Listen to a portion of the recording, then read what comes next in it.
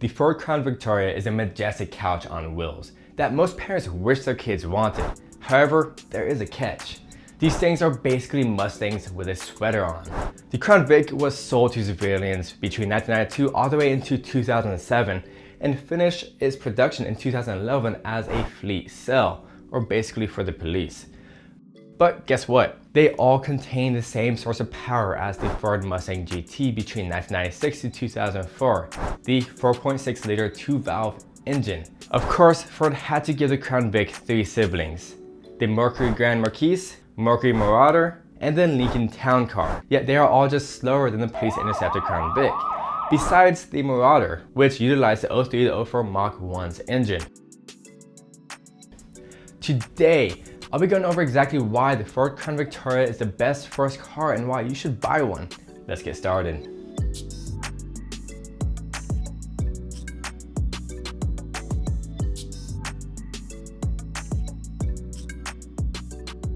Let's start off with a brief overview of these four-door beasts. Sure, in 1992, the Victoria only made 190 horsepower, and in 2004, the Police Interceptor made the peak power of the Crown Vics with 250 horsepower due to its upgraded air intake system.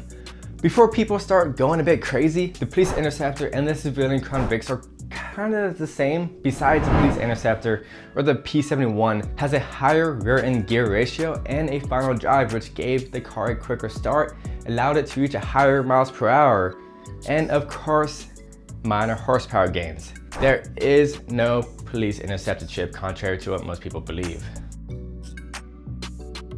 But wait, there's more. The P71 has a heavier duty suspension, different rims that allows the heat from the brakes to be ventilized better, power steering cooler line which allows the car to go through rougher terrain, a front bash bar, to bash things with, and finally the interior. The P71 has more of a gutted interior with different materials lining the seats to allow for easier cleanup.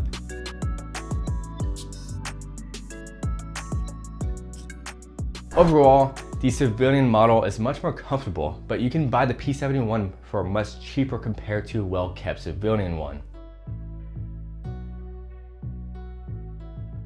Now we know the slight differences of the models, but how can we make some more power naturally aspirated? Well, since these engines are 2 valves, the bolt-ons, naturally aspirated modifications are somewhat limited, but you can still see close to 300 rear wheel horsepower instead of its stock 250 crank horsepower, which with the 15% drivetrain loss, you're looking at about 212 horsepower to the wheels. But what does it take for that? A good amount of money. And long tube headers, upgraded intake manifold, upgraded heads, a cam, and of course a tune. That's a pretty penny. If you can build the stock motor to push the max it can naturally aspirated, then you'll be setting up your car for more power when it's turboed. If you wanted to turbo your car and wanted to reach 1000 horsepower, you'll have to do a number of things, and one of which is get a tested aluminum block, because the stock block can only handle about 600 horsepower before it starts getting a bit sketchy. The weak points on the cast iron Romeo or Windsor blocks are the flywheel, which can only handle around 450 horsepower. The cast iron crankshaft can only handle around 500 horsepower, so you'll need to install a forged steel crank that came in the Mustang Cobras that can handle 1500 horsepower. But in general, 6 to 10 psi boost is safe on these stock motors. The biggest deal is how your car is tuned, so do your due diligence on finding a good tuner. But these motors, contrary to what the 4-valve owners think, can be built and built well. It may just cost a bit of money to reach the big numbers. And if you're going for 600 horsepower and up, you'll need to upgrade the rear diff, brakes, suspension, and stiffen your chassis. You can buy these dirt cheap. I'm talking about saving your money over the summer kind of cheap. If you want one that runs well but looks like crap,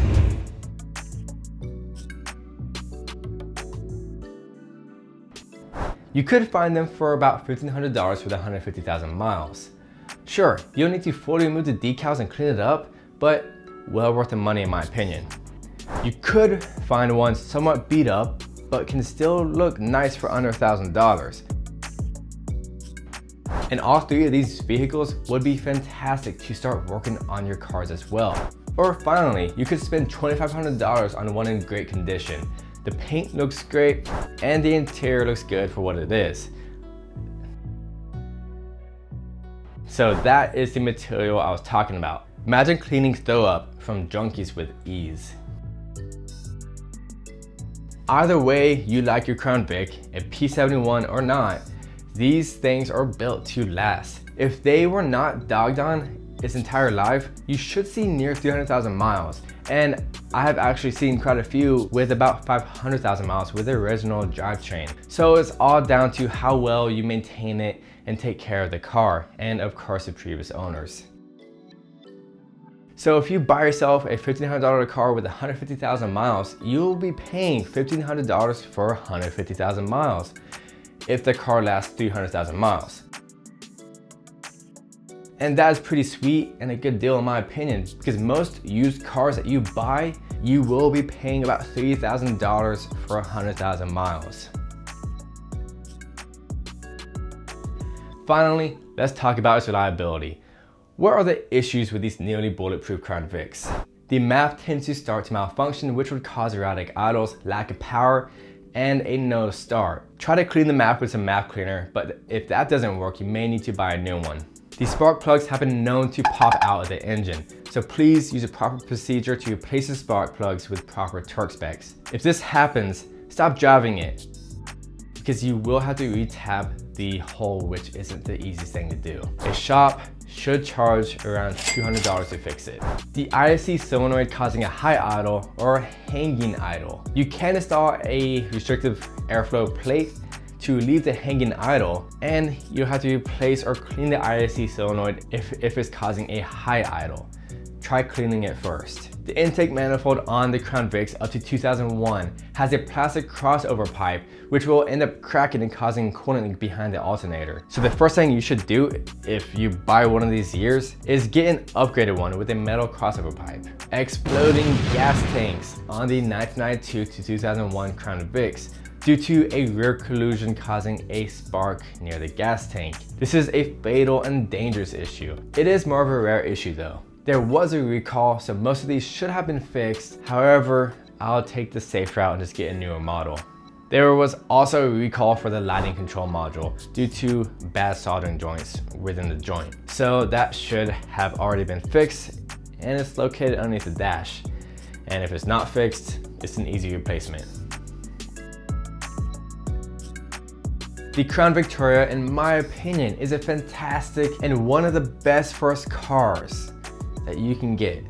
The insurance should be cheap, they are insanely reliable, budget friendly, mod worthy, and overall a great car to get into working on cars. If this helped you out, be sure to smash that like button and subscribe. If I missed a good point, let me know in the comment section down below. This is Chris at AutoMotivate. Always respect and appreciate one another. I'll see you next time.